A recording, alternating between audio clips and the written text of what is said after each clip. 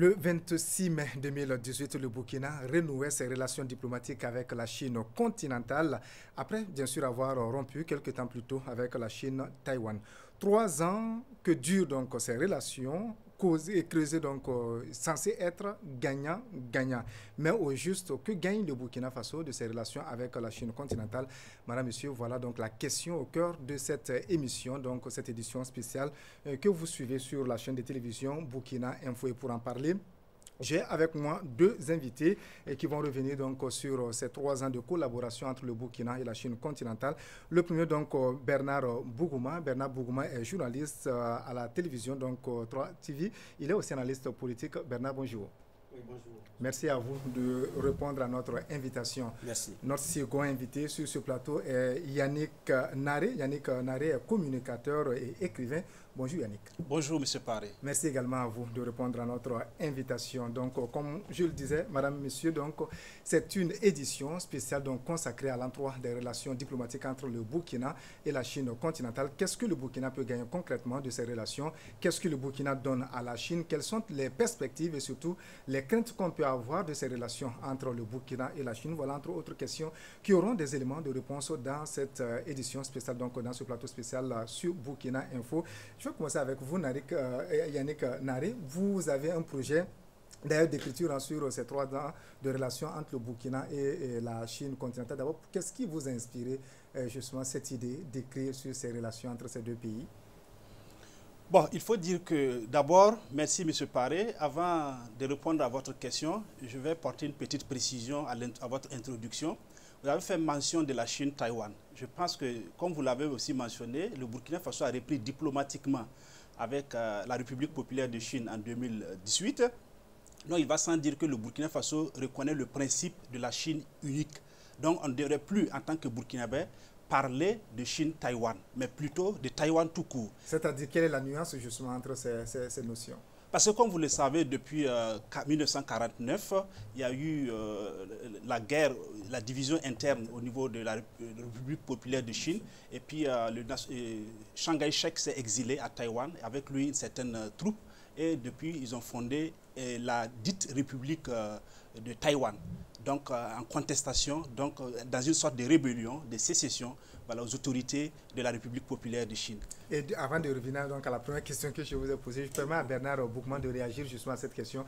Depuis lors, il y a cette bataille entre la Chine et le reste du monde, on a tendance à le dire. Si vous travaillez avec la Chine continentale, ça dit que vous ne reconnaissez pas la Chine-Taïwan comme étant un pays à part entière. Oui, vous insistez sur la Chine-Taïwan alors que M. Naré ne veut pas en entendre parler. Effectivement, pour la Chine populaire, Taïwan est une province. Donc c'est une province de la Chine, donc il n'est pas question de traiter et avec la Chine continentale, la Chine populaire, et traiter avec une province de cette même Chine. C'est comme ça que les Chinois appréhendent les choses, alors que pour beaucoup, Taïwan, c'est aussi un pays, c'est ceci, c'est cela, avec tout ce qui va avec comme organisation d'un État qui a des relations diplomatiques, de coopération civile, militaire et autres avec d'autres pays. Le Burkina d'ailleurs vient de rompre il y a 3 ans. Donc c'est cette guerre-là entre je suis pour la Chine, mais c'est la Chine qui pose effectivement le problème de la collaboration. Taïwan ne pose pas ce problème-là. Et ensuite, c'est sur le plan diplomatique. Sinon, quand le Burkina avait toujours ses liens avec Taïwan, les commerçants burkinabés partaient en Chine populaire et revenaient à Ouagadougou avec les produits. Et Taïwan ne dit pas non. Donc les hommes d'affaires aussi de la Chine continentale ne disent pas, comme vous venez du Burkina, nous n'allons pas vendre avec vous. Non. Donc c'est sur le plan politique, diplomatique que parfois il y a souvent ces guerres-là. Mais bon, donc c'est une guerre qui continue jusqu'à présent, mais c'est une Chine aussi qui n'arrive pas à plier sa province. Autrement dit, on n'en serait pas à ce niveau aussi. D'accord. Oui, Yannick Naré, donc c'est vrai la précision, il la faut parce qu'à chaque fois c'est le gros souci, surtout dans les relations diplomatiques. Dans les discours, ça peut coûter cher. Tout à fait. Bon, pour revenir à votre question, me demandant quel intérêt m'a poussé à vouloir écrire sur les relations Burkina Faso-Chine, il faut dire d'abord que j'ai écrit un premier ouvrage en 2017 qui s'intitule « Le long chemin de l'alternance démocratique au Burkina Faso ». Et dans ce livre, j'ai fait une petite brèche envers la coopération africaine avec la Chine, où j'ai dit, souvent on accuse la Chine à tort de violation des droits humains, mais à regarder de très près, ce n'est pas tout à fait le cas, parce que quand la Chine construit des écoles en Afrique, des hôpitaux en Afrique, des routes en Afrique, elle contribue à la promotion des droits humains, au droit d'aller et de venir, au droit de se soigner, au droit de s'éduquer. C'est des droits concrets en quelque sorte. Mais est-ce qu'au-delà, après, ça enlève quelque chose au fait que dans ce pays, il y a des droits aussi qui sont brimés? Mais ça, c'est dans tous les pays, comme on l'a dit, la démocratie qui promeut les droits humains est une vitrine que tout pays doit tendre vers. Mais il n'y a pas un absolu de démocratie dans le monde. Même les États-Unis ne peuvent pas se targuer d'être la vitrine mondiale de la démocratie. Il y a toujours des points plus ou moins à parfaire.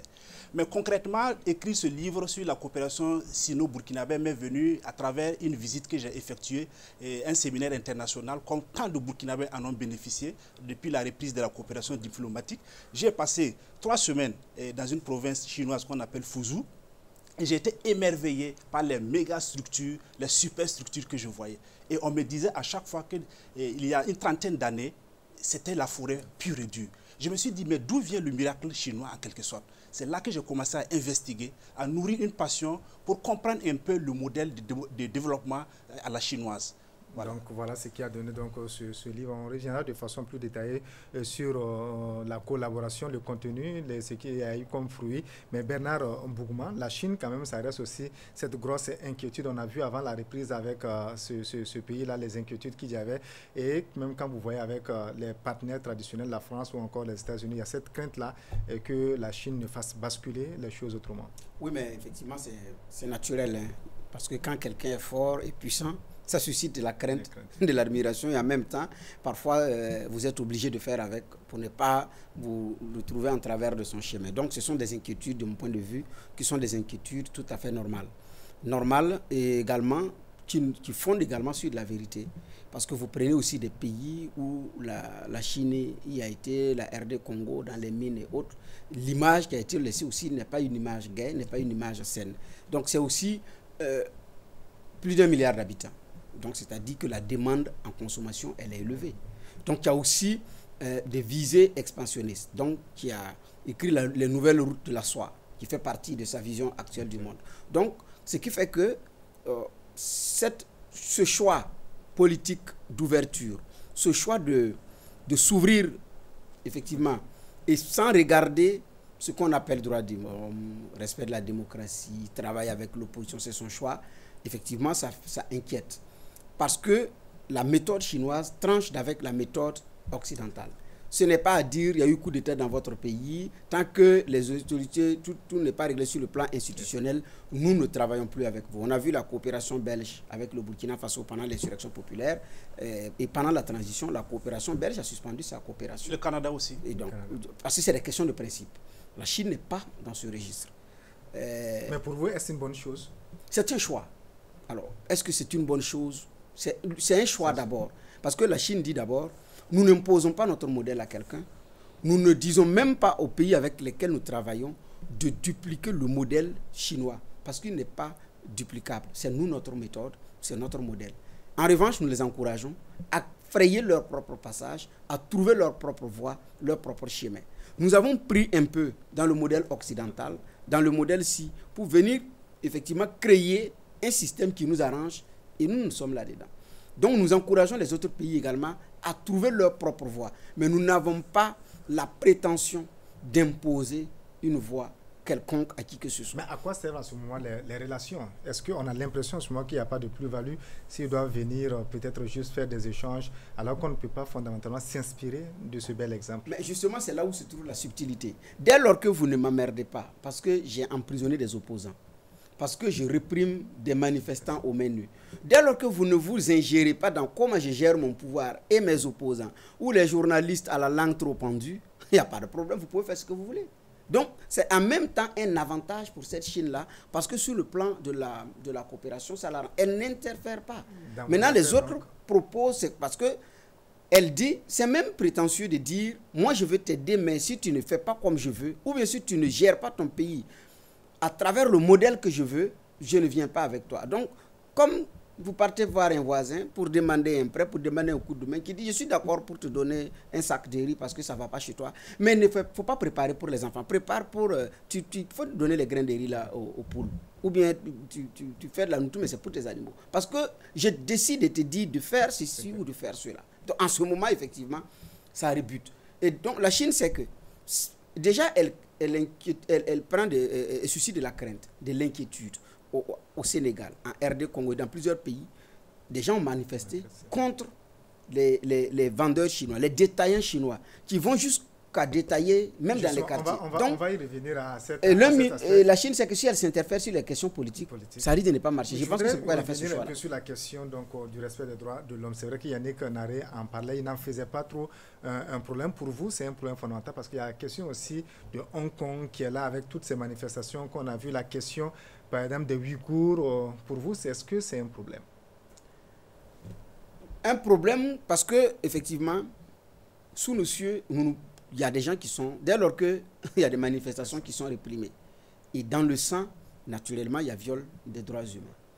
Et donc, et là, les condamnations, c'est par principe. Parce que pour une vie humaine de perdue, il faut le déplorer. Et donc, là, ceux qui s'estiment démocrates disent, nous ne sommes pas d'accord avec cette façon de faire. Mais en même temps, en Afrique, qui est ce pays africain qui a déjà condamné la Chine pour des violations des droits de l'homme? Non. Parce qu'ils sont impuissants, ces pays africains? Parce qu'eux-mêmes, ils font la même chose. Puisqu'eux aussi, ils répriment. Donc, ils répriment des manifestants, ils emprisonnent des opposants politiques. Au Burkina, nous n'en connaissons pas. C'est avec, en faveur de l'insurrection populaire que des hommes politiques se sont retrouvés en prison pour surtout les faits du coup d'État. Et puis, et voilà. Les autres dossiers, d'ailleurs, qui impliquent des hommes politiques, comme le dossier de l'insurrection, le dernier gouvernement de Blaise Compaoré, et bien d'autres, d'ailleurs, sont en instruction. Même des hommes politiques épinglés dans les crimes économiques sont dehors. Certains sont dedans, mais la plupart des gros bonnets sont dehors. Donc, nous ne sommes pas... Mais il y a d'autres pays où cette répression est plus poussée, où il y a beaucoup de victimes, et c'est différent. Donc, vous ne pouvez pas aussi s'attendre à ce que des Africains qui sont dans ces registres-là condamnent la Chine. Et en même temps, c'est des gens qui ont besoin d'argent, qui sont lassés par une façon de faire de l'Occident, qui vient en donneur de leçons, qui vient imposer une certaine façon de faire. Donc, c'est des populations africaines également fatiguées par cette façon de faire qui dit, écoutez, c'est mieux que nous laissons tomber cette façon de faire et on passe à autre chose. Donc, il y a aussi un environnement socio-politique qui est plus ou moins favorable à cette situation. Surtout de la Chine, Yannick Naré. La Chine, quand même, ce n'est pas le bel exemple quand on parle de démocratie, de respect des droits de l'homme. Bon, moi, je ne poserai pas l'équation en ces termes. Parce que la démocratie, c'est un modèle de développement. Et ce n'est pas l'unique chemin pour aller vers le développement. C'est un régime politique qui peut certes promouvoir le développement. Mais nous avons d'autres développements qui sont parvenus dans le monde sans forcément prendre le chemin de la démocratie. Mais est-ce que la question de liberté n'est pas une question fondamentale? Oui, c'est une question fondamentale, bien sûr. Mais je ne connais pas l'ampleur des violations des droits humains en Chine, donc je ne peux pas forcément répondre à cette question pour dire que la Chine est championne de violation des droits humains. Mais est-ce que vous pensez que le Burkina peut gagner beaucoup de choses dans ses relations justement avec ce pays-là? Oui, le Burkina Faso, à l'instar des autres pays africains, peut tirer parti de cette coopération avec la Chine. Parce que si on va étaler ça, on risque de passer des heures là-dessus. D'abord, d'un point de vue diplomatique, vous savez que la Chine est représentée au Conseil de sécurité des Nations Unies, ce qui donne un poids encore plus pesant à la diplomatie burkinabé, qui peut être soutenu en cas de veto des membres du Conseil permanent. Et pourtant, avec la coopération taïwanaise, nous n'avions pas ça. Au contraire, c'est le Burkina Faso qui trimait pour défendre Taïwan sur la scène internationale. Ça, c'est déjà une plus-value diplomatique. Deuxièmement, nous avons le développement du commerce et des échanges commerciaux entre le Burkina et la Chine. C'est comme Bernard Bougma l'a souligné. Déjà, ça existait même avant l'avènement de la réformation diplomatique avec ce pays-là. Mais ça s'est intensifié encore, de sorte que la Chine a ravi la vedette à la France, qui était le premier partenaire commercial du Burkina Faso. La Chine devient le premier partenaire? Oui, le premier partenaire du Burkina Faso depuis, si je ne me trompe pas, 2018. Mais est-ce que là, il n'y a pas des inquiétudes? Parce que ce que les gens craignent, surtout dans le commerce avec la Chine, Bernard Bougma prenait le cas tantôt du Sénégal, de la RD Congo, c'est qu'il vide justement votre économie. Bon, moi, je ne dirais pas forcément à ces termes. Il faut savoir que pour coopérer avec un pays, il faut avoir toute l'ingénierie qu'il faut. Or, pourtant, à l'heure actuelle, beaucoup d'analystes le disent, l'Afrique ne s'est pas préparée à coopérer véritablement avec la Chine. Vous prenez les pays individuellement pour négocier, c'est très difficile. La Chine, quoi qu'on le dise, c'est un géant économique. Pour un petit pays comme, je ne sais pas moi, l'île Maurice ou bien Sao Tomé et Principe, pour négocier avec la Chine et être gagnant, il faut vraiment avoir une certaine ingénierie. Ce que je préconisais pour les pays africains, c'est de mettre surtout en blocs sous-régionaux pour pouvoir négocier et avoir de grands dividendes dans la coopération avec la Chine. C'est sûr qu'il y a déjà des avantages pour chacun des pays dans la coopération, mais on gagnerait mieux encore à intensifier ces dividendes-là en coopérant de façon en blocs sous-régionaux. D'accord. Bernard Bougon, sur le plan commercial, est-ce que vous pensez que le Burkina a plus à perdre qu'à gagner avec la Chine? Bon, déjà, plus à perdre, parce que déjà on commerçait avec la Chine. Pour beaucoup, quand on regarde les produits de consommation, surtout dans l'électroménager, on y était déjà. Donc, il n'y a pas les engins à 2 roues, l'électroménager, ce que nous avons dans nos salons, et les téléphones que nous utilisons. Et donc, déjà, on était là-dedans. Que ce soit même l'éclairage simple, que ce soit à travers les plaques solaires ou bien les torches. C'est vraiment, comme le dit, c'est vraiment la chinoiserie qui y est. Donc, chinoiserie s'entendant par produit fabriqué en Chine, parce que quand on dit chinoiserie, il y a l'aspect péjoratif derrière. Donc, on y était déjà, avant même qu'il y ait la formalisation des relations. Mais maintenant, les relations étaient formalisées et il y a eu un grand boom, effectivement, à ce niveau-là. Mais qu'est-ce qu'on peut gagner? Moi, ce qu'on peut gagner, ce n'est pas forcément qu'on ait accès à des produits, à des biens de consommation de grande qualité, de moyenne ou de basse qualité, moins cher. Moi, ce n'est pas ça qui m'intéresse. Ce qui m'intéresse, c'est comme il a dit, l'ingénierie. Est-ce qu'on a toute l'intelligence pour aller chercher avec la Chine ce que nous voulons? Pas forcément aller au-delà du produit. Comment ce stylo, il est produit? Dans quelles conditions il a été produit? Quels sont les moyens de production? Est-ce que vous avez l'impression que le Burkina est sur ce chemin-là? Et ça se fait, c'est des choses qui se font attendre. L'ancienne catégorie d'hommes d'affaires était beaucoup plus, c'est écrit, établissement Bougma et frères, import-export, mais monsieur n'importe, comme on appelle, il n'exporte rien. Il s'en va, il prend des produits, il vient livrer, il vend, il prend son argent et puis il continue. Mais il te dit qu'il fait de l'import-export. Qu'est-ce qu'il exporte? Voilà, il n'exporte rien. Mais en même temps, ces gens-là sont allés en Chine, demander qu'on fabrique, on imprime des pagnes, l'huile PND. Demander qu'on imprime des pagnes contrefaites face au Dafani. Demander qu'on reproduise le pain du 8 mars. Demander qu'on reproduise. Mais en même temps, ils n'ont pas eu l'intelligence nécessaire de collaborer jusqu'à aller regarder la petite unité industrielle, comment elle marche, dans quelles conditions on peut établir un partenariat où effectivement je peux l'installer à partir d'ici et aussi imprimer. C'est vrai que pour beaucoup, comme c'est de la contrefaçon, vous ne pouvez pas faire de la contrefaçon sur place, mais on peut également créer d'autres motifs pour pouvoir effectivement. Et cette intelligence, nos tout premiers hommes d'affaires, beaucoup ont pêché dans cette façon de faire. Alors, j'espère bien que dans la collaboration qui a repris, la coopération qui a repris, on ira jusqu'à ces choses-là, où quand des Africains vont arriver, ne sont pas plus occupés par le selfie à faire ou les places emblématiques à visiter, mais comment est-ce qu'ils peuvent prendre de l'intelligence, une façon de faire et revenir avec pour créer une plus-value. C'est sur ces chantiers-là, moi, d'accord, on va revenir. Yannick Nari, vous voulez réagir justement par rapport justement, en matière de transfert de technologie, beaucoup accusent la Chine de ne pas être dans la dynamique de transférer les technologies à l'Afrique. Mais moi, je me dis, je reviens sur mes propos, c'est à l'Afrique de savoir négocier avec la Chine. Je prends l'exemple de la Covid. Vous savez qu'il y a les vaccins qui ont été découverts, la Chine aussi en a découvert. Et beaucoup de pays africains sont dans la dynamique d'exporter ces vaccins-là pour vacciner leur population. Mais l'un des rares cas africains que j'ai entendu, c'est l'Égypte qui a demandé à fabriquer ces vaccins sur place.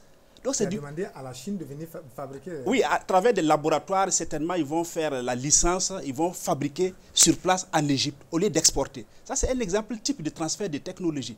Mais pourquoi ne pas étendre cette demande de transfert de technologie dans d'autres demandes, dans d'autres aspects de coopération que nous jugeons essentiel. Donc, à vous écouter, en fait, il appartient aux pays africains de s'organiser pour négocier avec la Chine. Il ne faut pas s'attendre à ce que la Chine vienne donner tout ce que ces pays... Non, c'est une coopération avant tout. Avant même de nouer des relations diplomatiques avec un pays, il faut savoir ce qu'on veut dans la coopération. Est-ce que vous pensez que le Burkina s'est bien préparé pour aller à ces négociations-là avec la Chine? Bon, je n'ai pas été dans le secret des dieux dans les négociations, mais dans ma recherche, c'est sûr que la rupture avec Taïwan ne s'est pas faite en un seul jour. Il y a eu plusieurs années de préparation. Quand on prend depuis l'avènement du régime du président Roch-Marc Christian Kaboré, il y a eu plusieurs étapes qui ont laissé croire que le Burkina allait virer pour aller vers la Chine. Donc je me dis que certainement, il y avait certaines préparations dans les coulisses pour la reprise diplomatique sous de meilleurs auspices dans l'intérêt du Burkina Faso. Mais justement, Bernard Bougouin, par rapport à cette question, est-ce qu'on a aussi les ressources, je ne sais pas s'il faut parler des ressources humaines surtout, donc à même de mener ces réflexions et de signer des accords qui puissent arranger notre pays? Si c'est cette intelligence, on les a. Mais mal exploitée, vous avez oui. Ou peut-être pas exploitée. C'est-à-dire que des Burkinabés capables de réfléchir, s'asseoir réfléchir pour dire, nous voulons que quand nous allons célébrer le 5e anniversaire de la coopération avec la Chine, que nous puissions concrètement dire que nous avons visé ceci, on a atteint. Dans les 10 ans qui vont suivre après la coopération, Mais je ne crois pas que ce travail-là, on a pu le faire. C'est vrai qu'il y a des formations qui sont prévues. Il y a eu plusieurs immersions. Des hommes de médias, des hommes de l'armée, des hommes d'affaires, les hommes politiques, ceux qui sont dans le milieu de l'agro-sylvo-pastoral. Il y a eu plusieurs voyages. Mais c'est beaucoup plus pour aller regarder comment c'est fait et tout. Et quand ils reviennent au Burkina, toute l'euphorie retombe. Au plan individuel, dire que j'ai été en Chine, j'ai regardé cela, je viens de le reproduire, ça tombe. Parce que vous prenez un fonctionnaire qui est un salarié effectivement dans un domaine, dans le domaine agricole ou dans le domaine de l'élevage ou dans le domaine technologique, je ne sais pas moi, qui part en Chine, qui a regardé, qui est revenu, mais qui est toujours dans son même poste de fonctionnaire, qui n'a pas lâché pour dupliquer ce qu'il a comme connaissance et demander maintenant à être appuyé dans ce domaine. Je prends un exemple. Vous prenez un cadre supérieur du ministère de l'Agriculture qui part, qui visite les champs, les cultures vivrières chinoises, qui regarde jusqu'au champ de riz, au plan local, comment est-ce que le paysan se débrouille avec ses mains, ou bien parfois c'est semi-mécanisé, mais qui revient au Burkina, mais qui attend qu'on finance son département pour qu'il soit un chef de projet du ministère. Donc, vous dites que ces visites-là n'ont pas été du tout préparées. Les gens vont plutôt en tourisme. Il y a de ces visites qui ne sont pas du tout... Oui, il y a des visites qui n'ont pas été préparées. Par exemple, dans le domaine des médias, nos cadres sont allés, nos confrères journalistes sont allés, des membres de l'administration sont allés, des patrons de médias sont allés. Mais la plus-value, ça a été quoi, M. Paré? Yannick Naré, la plus-value, ça a été quoi? Bon, justement, moi, je suis l'une des plus-values. Moi, j'ai fait 3 semaines là-bas, mais je ne dirais pas avec Bernard Bougouin que ça a été un rien pour moi. J'ai capitalisé. La preuve en est que je suis en train de conseiller toujours, de porter ma voix à travers ma plume pour faire entendre qu'il y a, voilà, il y a la nécessité de regarder ailleurs en termes de modèle de développement. Ce qui est dommage. Mais au-delà de ça, on va aller peut-être domaine par domaine. Il a dit, oui, il y a des journalistes qui sont allés, toutes les sections confondues, des patrons de presse, du privé, du public, l'administration, le ministère de la communication, des journalistes pris individuellement, au niveau du ministère de l'Agriculture, dans bien d'autres domaines. Mais au-delà, on a eu l'impression qu'il s'agissait tout simplement de tourisme de leur part. Non, moi je ne dirais pas ça. Parce que moi je suis formateur des cadres du ministère. En communication, bien sûr, le domaine où j'excelle le mieux. Oui. Mais quand on les écoute, à travers les séminaires qu'ils organisent, on sent qu'il y a, même en termes de civisme, quand ils reviennent, ils disent que vraiment le Burkina Faso a à revoir avec son incivisme. Mais tout le monde le dit. Oui, mais je me dis que certainement, pour faire une action, il faut d'abord la penser. Et ils sont déjà au stade de la pensée, ce qui est appréciable. Maintenant, il reste un autre bon à faire, ce qui est l'action pragmatique. Mais c'est sûr qu'on ne peut pas faire ce voyage et puis revenir comme on est parti. Ce n'est pas possible. Oui, mais encore, non, je continue si vous me permettez. Dans la reprise diplomatique avec la Chine populaire, ce qui manquait avec Taïwan, c'est la coopération des populations, au niveau des peuples. Ça veut dire que c'était seulement au niveau interétatique. Or, avec cette coopération, nous avons justement ça. D'accord. Bernard Bougouin voulait réagir par rapport donc à cette collaboration. Non, M. Naré, vous n'êtes pas fonctionnaire de l'État burkinabé. Vous êtes du privé. Et donc, je dis bien, ce n'est pas le même regard. Donc, vous êtes dans un domaine, vous conseillez, vous consultez, vous êtes écrivain. Donc, vous exercez déjà une profession libérale. Ce n'est pas la même chose. Je dis bien, un cadre, j'ai même dit un cadre supérieur d'un domaine bien précis, qui part visiter, et ce n'est pas la première fois. Il y en a qui ont visité l'Israël. Je connais des jeunes Burkinabés des cadres du ministère de l'Agriculture et de l'Élevage qui ont visité Israël dans le domaine de l'agriculture, dans le domaine de l'irrigation, qui ont visité le centre Béhanzin au Bénin à côté. Mais la plus-value, ça a été quoi? Ça a été un tourisme. Quand ils sont revenus, j'ai dit, mais qu'est-ce qu'on fait? Ça déploie comment? Les mêmes me disent, bon, vous savez, il y a un projet que le ministère a écrit, depuis 3 ans, on cherche un partenaire. Moi, je lui dis, mais tiens, toi, tu es allé d'abord à l'école, au centre de formation professionnelle agricole au Burkina. Donc, tu as appris. Deuxièmement, tu as vu en Israël. Troisièmement, tu as vu au Bénin. Monsieur, et vous-même, vous n'allez pas vous assumer pour créer vous également un centre pilote à partir de ce que vous avez pris comme connaissance. Non seulement vous créez de la plus-value, vous créez de la richesse, vous créez de l'emploi et vous portez la casquette de l'entrepreneur. Mais en fait, je vais arriver. Est-ce que vous dites, avant de vous laisser quoi, est-ce que vous dites que en fait, il a manqué peut-être cette vision au niveau du gouvernement pour préparer justement tous ces acteurs à aller sur le terrain? Exactement. Jusqu'à présent, c'est ce maillon-là qui manque. Parce qu'il y a un qui m'a dit, 2 semaines après notre retour, toute la ferveur est retombée.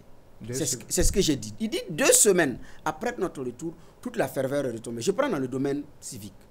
Quand ils vont, ils reviennent. Il dit effectivement, on a du boulot à faire. La démocratie telle que nous la pratiquons, j'ai discuté avec ce qui revient. La démocratie telle que nous la pratiquons a des limites. Il nous faut nous revoir. Mais monsieur lui-même ne s'est pas revu. Le premier feu tricolore, il a grillé. Alors qu'il dit que c'est des gens qui sont disciplinés. Lui, il a vu la discipline à l'œil nu. Il a vu comment les gens sont courtois. Mais il n'est même pas courtois. Le premier fois, il n'a pas respecté. Nous nous suivons. Donc, c'est-à-dire déjà qu'il y a un travail à faire. Mais au contact, il y a un partage d'expérience. Et en même temps, il y a une vision, effectivement, de cette relation. Tirant, exemple, nous étions entourés de pays qui sont touchés avec la Chine continentale. Nous étions seuls avec Taïwan. À partir de ce moment-là, quelles ont été les limites de leur coopération? Et nous, maintenant, en voulant définir la nôtre, qu'est-ce que nous mettons dedans pour dire, effectivement, nous voulons que dans les 5 ans, on ait ça? Yannick, est-ce qu'il ne faut pas reconnaître justement qu'il a manqué cette préparation? On a l'impression que les Chinois sont bien préparés. Ils savent où ils sont avec nous. Ils savent où est-ce qu'ils vont. Ce qui ne semble pas être notre cas. On envoie juste des gens en tourisme et puis c'est tout. Non, c'est que les exemples que M. Bougma a cités, bon, ça peut être des exemples isolés. Parce que moi, je ne me reconnais pas dans ce cas-là. Il a apporté une limite. Il a apporté une limite. Que vous êtes fonctionnaire. J'ai même dit Forca. Je vous comprends. Parce que ça dépend d'avoir au niveau personnel. L'État ne peut forcément rien à la matière. Par exemple, vous avez des séminaires qui sont organisés au quotidien au Burkina Faso. Il y en a qui partent, mais pas forcément pour l'intérêt de la formation, mais pour d'autres intérêts financiers. Mais c'est pas une défense de la part de l'État, de la grosse structure qui organise tout ça.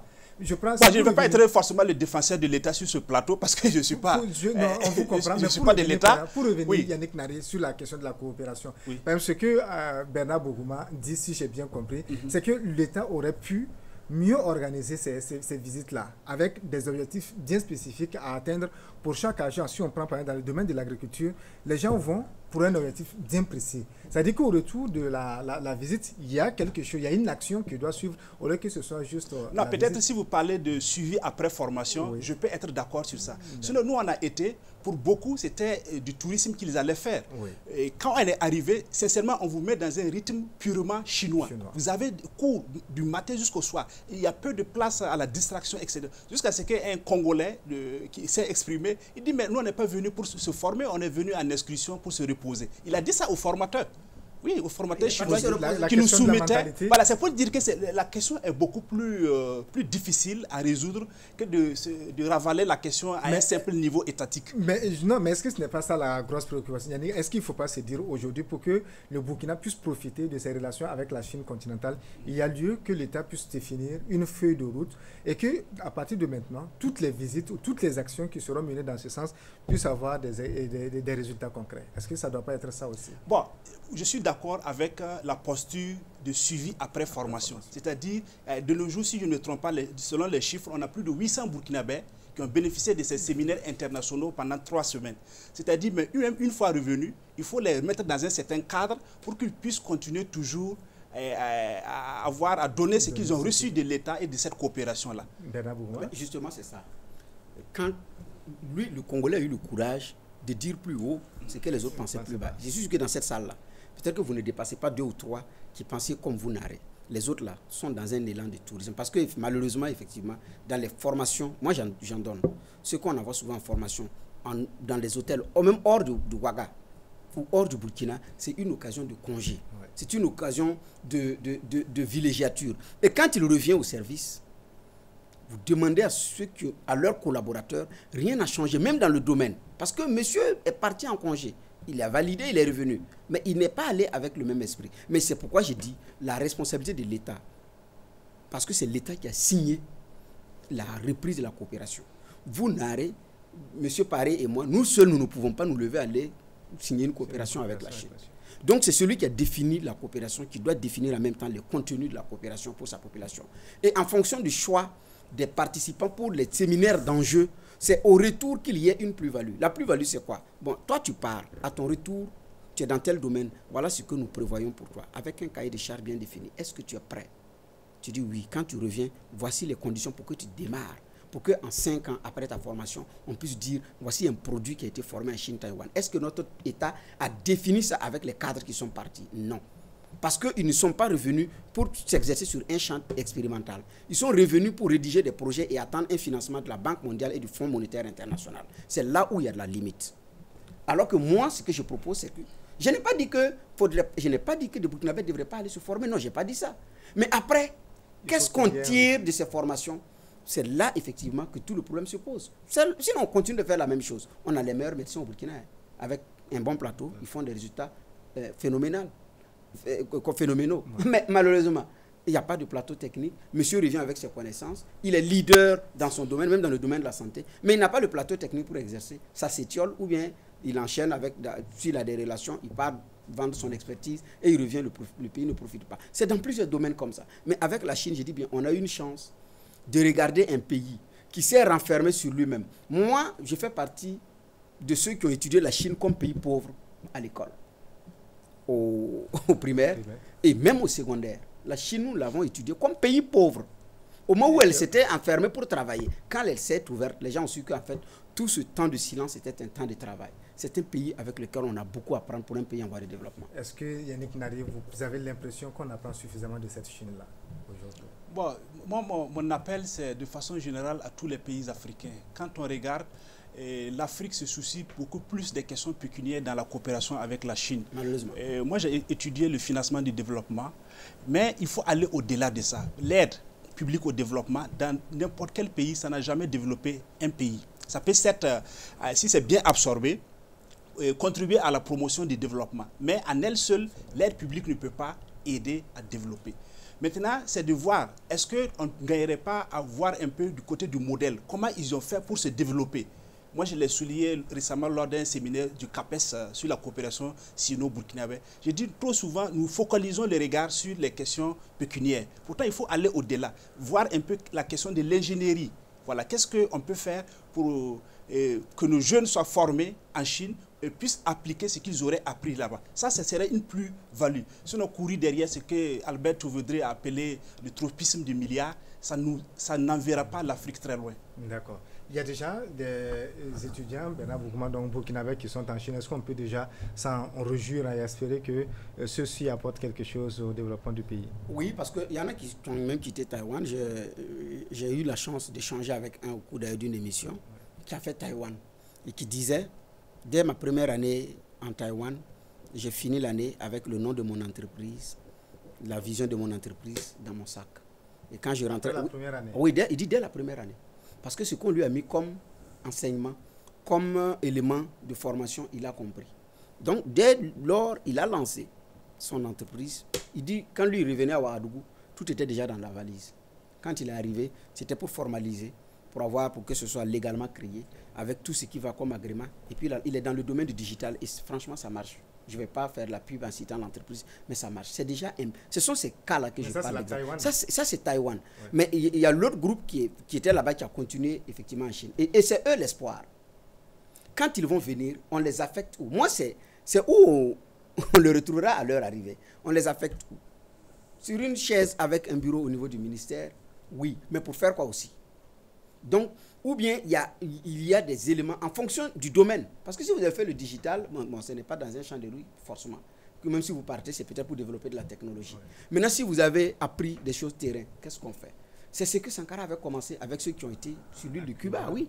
Au retour, c'était pour créer des choses effectivement qui existent. Vous suivez ces documentaires où on dit que sur l'île de Cuba, vous n'allez pas trouver un magasin de vente de pièces détachées pour automobiles.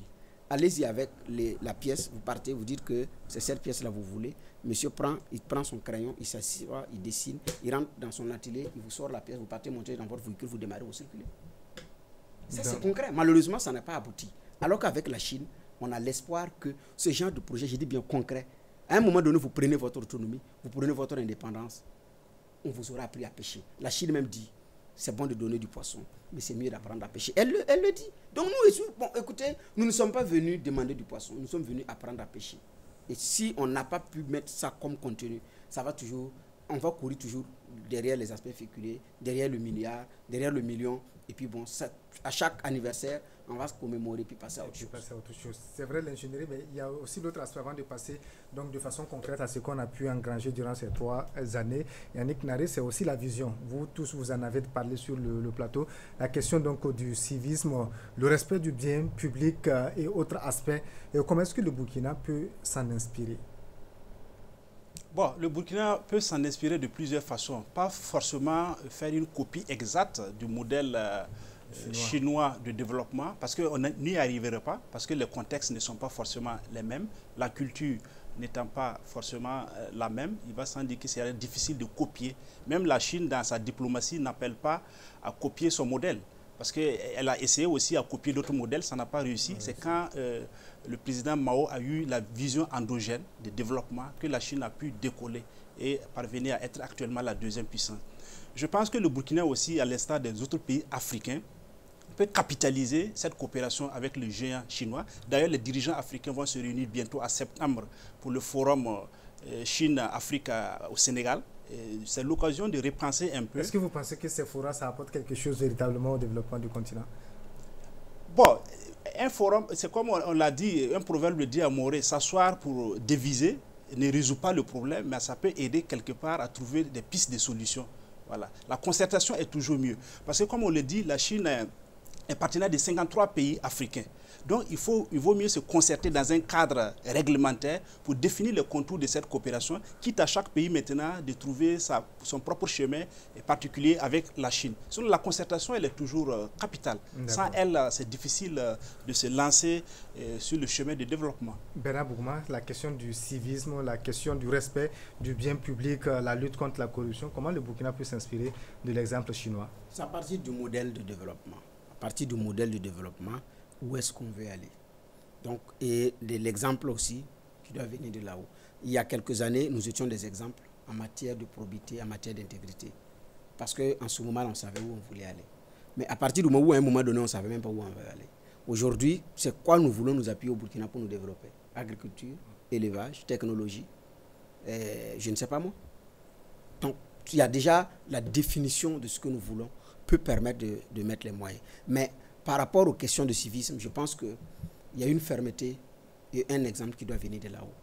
Que nous ayons pris le modèle démocratique de ceci ou de cela, si nous déterminons notre propre voie, les autres vont suivre de façon facile. Mais alors qu'au stade actuel, nous ne sommes pas encore à cette situation. On n'a pas encore pu déterminer cette voie-là, ce qui fait que ça part dans tous les sens. Mais je dis bien, il y a un exemple à donner de là-haut, mais il y a aussi une fermeté à avoir. Malheureusement, on n'est pas encore à ce niveau-là. Fermeté, je dis bien, quand nos patrons de presse ont été en Chine, il y a un qui a demandé, mais il ne comprend pas, pour les réseaux sociaux, lui veut accéder à son compte, c'est quoi? Donc il y a une limitation, il se plaignait. Mais la partie chinoise a dit, écoutez, nous ne sommes plus du milliard. Vous n'avez même pas, vous êtes à environ 20-21 millions. Mais on regarde les dégâts déjà que le réseau social Facebook cause dans votre pays. Rien que ce que Facebook fait chez vous, en termes de désordre, déjà, ce n'est pas du jeu. S'il nous fallait ouvrir, c'est-à-dire nous allons passer d'abord du temps à régler ce que les gens sont en train de dire sur Facebook, plutôt qu'à développer le pays. On a fait un choix. Donc il faut faire des choix. Il faut faire des choix et assumer les choix. Mais si on fait les choix et on ne veut pas les assumer aussi, ça va toujours être la même chose. Mais est-ce qu'aujourd'hui, vous pensez que pendant ces 3 années, du Burkina et de la Chine, qui a le plus tiré profit de ces relations? Bon, c'est difficile de dire parce que la Chine même a besoin du Burkina pour renforcer son assise internationale. Savoir qu'on est soutenu par autant de pays au niveau de l'ONU, ça compte parce que la Chine est déjà membre du Conseil de sécurité. L'une des forces même de la France d'ailleurs, c'est ça. La France est adossée à combien de pays de par le monde. C'est ce qui fait sa force au Conseil de sécurité. Et la Chine le sait.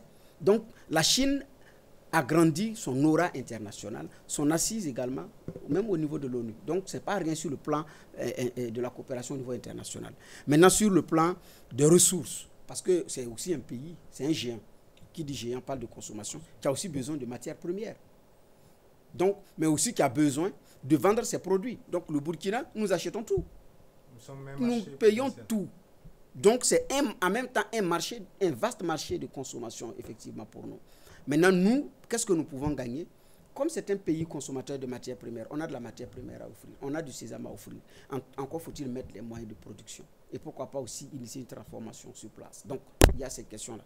On a à prendre également d'un modèle chinois, des éléments du modèle chinois qui peuvent être des pièces pour notre modèle, pas forcément copier le modèle type, parce qu'eux-mêmes disent que c'est un modèle que personne ne peut copier. Ils le disent parce que vous avez la suprématie du Parti communiste chinois sur les institutions. Mais ici, c'est l'inverse. Roch ne répond pas devant le MPP. Si le MPP n'est pas d'accord avec Roch sur certains aspects, les militants, les cadres du MPP vont se fâcher, mais c'est autre chose. Mais si le Parti communiste chinois dit aujourd'hui qu'il n'est pas d'accord avec le président, ce n'est pas évident que demain, ça va être le même. Donc, ce sont des modèles qu'ils ont faits. Et pour terminer également sur le plan de la coopération. Sur le plan de la coopération, on a à apprendre. D'accord, on a à apprendre. Yannick Nari, vous trouvez que Bernard, il va loin? Non, je veux dire, dans ses propos, oui. c'est sûr que là... Non, c'est dire qu'il prend trop de plage à développer ses idées, que moi, je n'en bénéficie, quoi. Mais ça, c'est le disputeur de parole. Voilà, justement, c'est un clin d'œil à lui pour la répartition équitable de la parole. Désolé si j'ai été coupé. Non. Donc, pour ce qui concerne, pendant ces 3 années, vous pensez que le Burkina a gagné beaucoup avec la Chine? Non, 3 ans dans la vue d'une coopération, c'est peu pour juger. Moi, je dirais ça comme ça. C'est sûr qu'à la signature de la Convention des partenariats en 2018, il y a certaines actions qui ont été entrevues pour être développées dans le cadre de cette coopération. J'ai à preuve la construction de l'hôpital d'une capacité de 500 places à coût de 45 milliards de nos francs. Mais il faut dire d'autres actions n'ont pas été développées en 3 ans du fait de la Covid-19. On se souvient que la Chine a dû développer une diplomatie sanitaire et mettre en sourdine d'autres aspects de la diplomatie. Mais est-ce que vous pensez qu'on a bénéficié de cette diplomatie sanitaire-là? Non, monsieur Paré, vous ne me dites pas ça. Parce que la visite de tous ces experts chinois dans nos hôpitaux et pour le transfert, bon, en tout cas pour l'accompagnement de nos systèmes de santé, ça n'est une preuve. Jusqu'à présent, je pense qu'il y a une équipe chinoise qui séjourne au Burkina dans le cadre de cette diplomatie sanitaire. Je pense que la Covid est venue plomber un peu les aspects de la coopération, de sorte qu'en 3 ans, il serait vraiment naïf de vouloir tirer une conclusion de bilan à quelque niveau que ce soit. Mais il y en a qui craignent aussi cette colonisation chinoise. On a vu que, on a eu l'impression que les Chinois mettent beaucoup plus l'accent sur les questions culturelles. Oui, bon, la Chine, dans sa diplomatie, développe ce qu'on appelle le soft power. Et je pense que c'est tant mieux, parce qu'elle n'est pas dans cette dynamique expansionniste militaire, comme d'autres partenaires le font. Elle est plutôt dans le soft power. Mais ça, c'est encore plus... Non, ça nous invite à nous, pays africains, de revoir aussi nos curricula de formation. Mais c'est encore plus pernicieux. Le modèle de Burkinabé ou d'Africain que nous voulons à l'horizon 2050-2063, selon l'agenda de l'Union africaine. C'est à nous de repenser tout ça. Parce que dans nos pays africains, ce qui est négligé le plus, c'est l'aspect de la culture.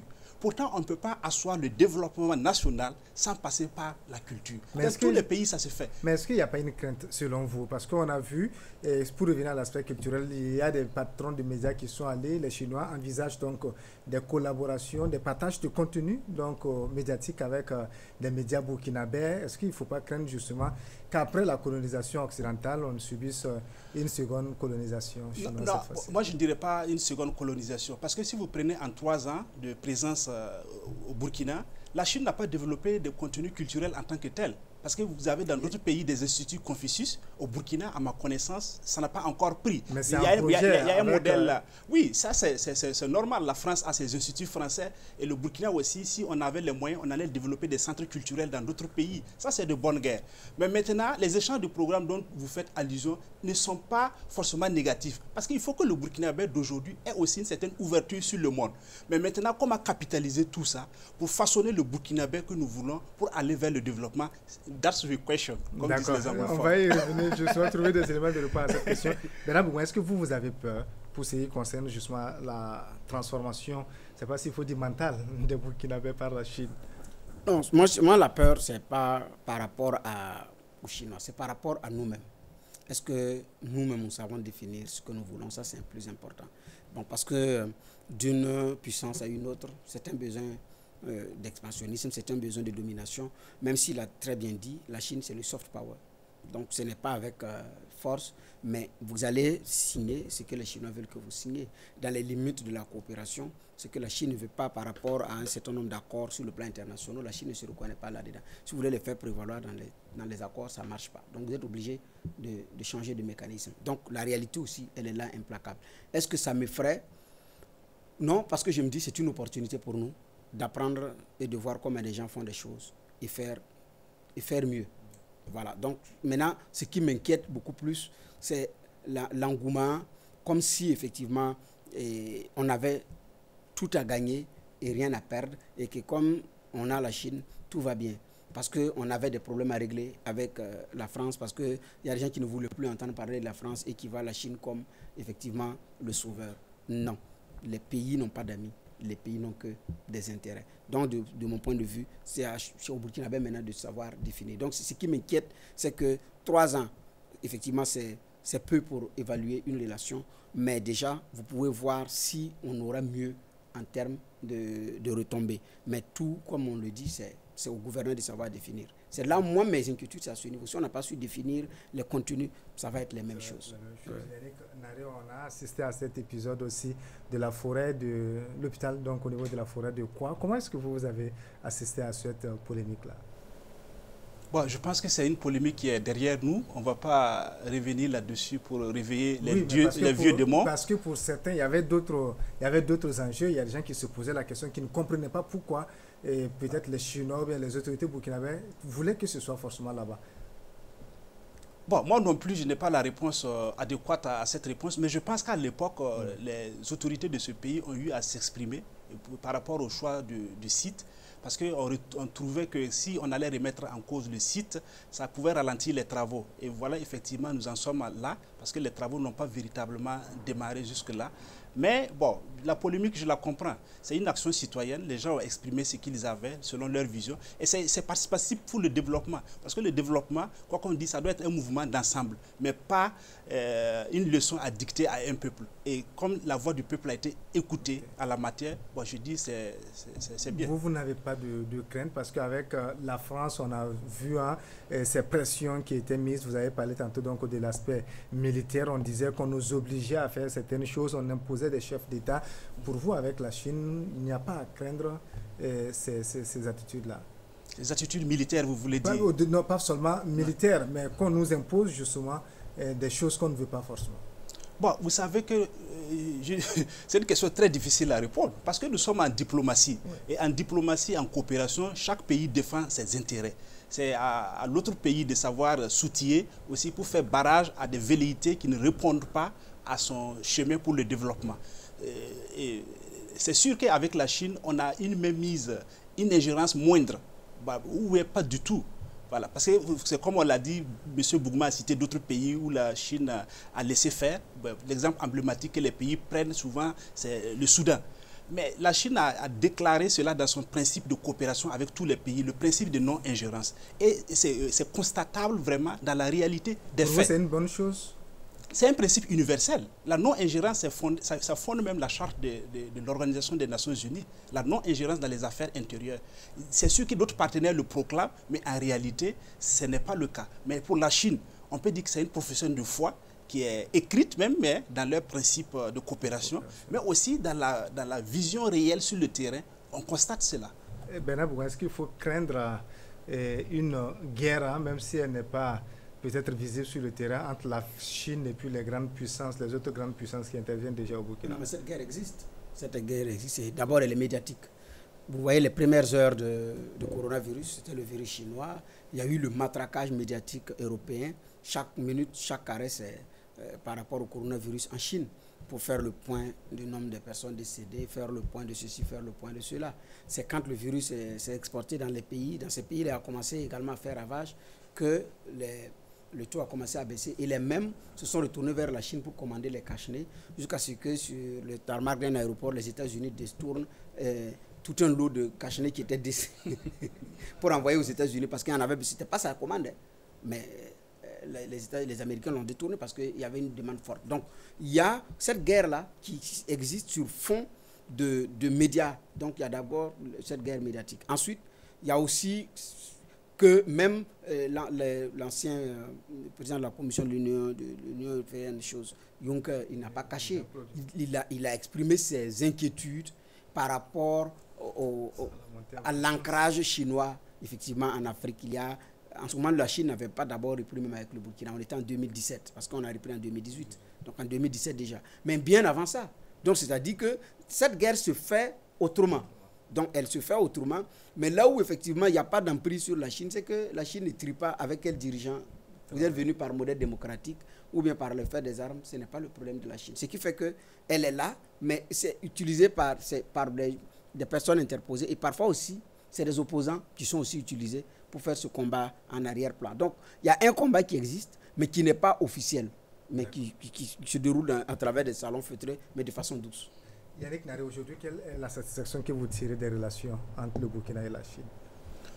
Ce que je peux dire par rapport à cette reprise, c'est que le Burkina a fait le choix de la raison. C'est certes que nos relations diplomatiques étaient avec Taïwan, mais c'était pratiquement confiné à un niveau interétatique, de sorte que le peuple même n'en profitait pas. Allez-y aujourd'hui à l'aéroport de Guazhou, vous allez entendre parler le Moré comme si on était à l'aéroport de Ouagadougou. Quand vous dites que le peuple n'en bénéficie, on a vu aussi l'investissement de la Chine. Non, je veux parler, quand je dis le peuple n'en bénéficiait pas, je veux parler surtout des relations commerciales. Et vous prenez par exemple l'exemple des motocyclettes.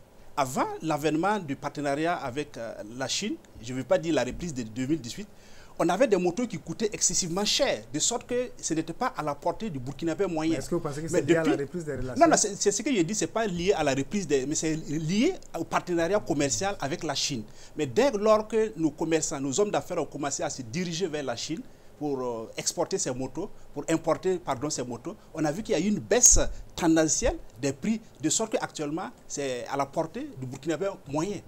Voilà. Donc, je peux dire que le Burkina a fait le bon choix, ne serait-ce que du point de vue relations commerciales, parce qu'on en gagne beaucoup. Nous sommes un pays en développement et nous avons besoin de toutes les synergies pour se développer. Et en matière diplomatique aussi, on gagne. Pourquoi le Burkina allait rester l'exception africaine ou bien ouest-africaine en matière de diplomatie? Mieux en termes économiques avec... Non, on ne gagne pas avec... Même l'ambassadeur à l'époque de Taïwan a reconnu que le maillon faible de la coopération avec Taïwan, c'était les échanges commerciaux. C'était insignifiant. Et même notre beurre de karité, dont Bernard Bougma parlait de la bonne qualité, n'était pas suffisamment exporté à Taïwan parce que les Taïwanais estimaient que l'emballage, le packaging n'était pas de qualité. Et vous savez, dans ces pays, le packaging, comme on le dit les marketeurs, plus de 80% des décisions d'achat se fondent sur l'apparence de l'emballage. Donc du coup, notre plus-value, notre avantage comparatif n'était pas bien vu non plus à Taïwan. Donc les échanges commerciaux étaient pratiquement insignifiants. D'accord. Voilà. Bernard Bougma, comment est-ce que le Burkina, c'est vrai qu'on en a parlé tout au long de l'émission, mais comment est-ce que le Burkina peut véritablement tirer profit de ces relations? Bon, tirer profit de ces relations, c'est effectivement, au risque de me répéter, c'est de savoir définir clairement ce que nous voulons et envoyer qui nous voulons pour aller apprendre quoi et revenir faire quoi avec. Donc, si nous allons rester dans le confort de l'import-export, où finalement, c'est pour envoyer des biens de consommation ici, pour que nous consommions, sans que chaque 6 mois, le bien n'est plus bien, ou 1 an, 2 ans après, il faut le changer, bon, avec tout ce qui va avec. Donc, c'est un apprentissage, c'est un contact avec la Chine qui a ses avantages et qui a aussi ses inconvénients. Mais je suis d'accord avec M. Naré qu'on a fait le choix de la raison parce que presque tous les pays y sont. Et puis bon, à un moment donné, est-ce que le Burkina aussi est allé parce que même avec certains pays, pour des projets d'envergure qui demandaient un financement sous-régional, et la Chine dit, bon, moi je donne mon argent, mais comme Taïwan avec le Burkina, c'est pas possible. Donc on a vu le cas de l'autoroute Burkina, Yamoussoukro, Ouagadougou, il y avait ces questions, et puis d'autres projets. Le G5 Sahel. Voilà, au niveau du G5 Sahel. Donc, il y avait est-ce que véritablement ça a bougé après Si, ça a bougé, parce que le G5 Sahel avait un besoin de financement de 270 milliards de francs CFA. Et comme le Burkina n'était pas en coopération, en relation diplomatique avec Taïwan, lors de la table ronde à Bruxelles en 2018, en février, la Chine a refusé de financer le G5 Sahel. Bon, c'était certes une sorte de pression diplomatique pour la reprise. Mais une fois la reprise actée, nous avons vu le ministre des Affaires étrangères chinois est venu au Burkina où il a promis, si je ne me trompe pas, une vingtaine de milliards. Voilà. Si ma mémoire est bonne, 26 milliards, voilà, pour financer le G5 Sahel. Donc c'est une plus-value concrète. D'accord, donc il faut savoir définir les priorités, mais dans quel secteur surtout il faut qu'on mette l'accent? Dans quel secteur? Si je m'amuse, comme je n'ai pas un sondage clair, si je dis qu'il faut mettre sur l'agriculture, alors que les sondages privilégient l'élevage ou bien le développement technologique. En fait, c'est un domaine dont on néglige. Mais des pays ont battu leur réputation sur seulement le choix du développement technologique. C'est la Corée du Sud. Corée du Sud. Aujourd'hui, vous parlez de technologie, la Corée du Sud, et elle a fait ce choix. Et d'autres pays ont fait le choix de l'agriculture, d'autres ont fait le choix de l'élevage. Et nous, si j'ai dit agriculture, alors que le potentiel est plus développé dans l'élevage, je me serais trompé. Mais nous avons de l'intelligence. On a effectivement des rapports d'enquête qui sont capables de dire, mettons l'accent dans ces domaines et en 5 ans on verra le résultat, dans 10 ans on verra le résultat. Mais il nous faut définir quelque chose, au moins pour avancer. Yannick Naré, sur quoi faut-il mettre l'accent? Moi je dirais plutôt, il faut mettre l'accent sur le capital humain. C'est très important parce que le Burkina Faso a cet avantage comparatif d'avoir un peuple bosseur, travailleur. D'ailleurs, la nature nous a défavorisés et cela se constate sur la capacité d'endurance, de résilience de la population burkinabé. Donc, former un type de citoyen de burkinabé mieux aguerri pour être aux aguets des assauts du développement, je pense que ça sera vraiment un gain à explorer. D'accord. Merci à vous, Yannick Naré. Je rappelle que vous êtes donc communicateur, donc expert en communication. Vous êtes également écrivain, avec vous. Et Bernard Bourma, je rappelle Bernard Bourma, vous êtes journaliste et éditorialiste. Merci à vous aussi d'être venu sur ce plateau. Avec vous, donc, nous avons parlé de l'entroi de la reprise des relations diplomatiques entre le Burkina et la Chine, Taïwan, et la Chine continentale, pardon. Madame, monsieur, on s'arrête là pour cette édition spéciale. Merci à vous qui l'avez suivi. À très bientôt sur votre chaîne de télévision Burkina Info.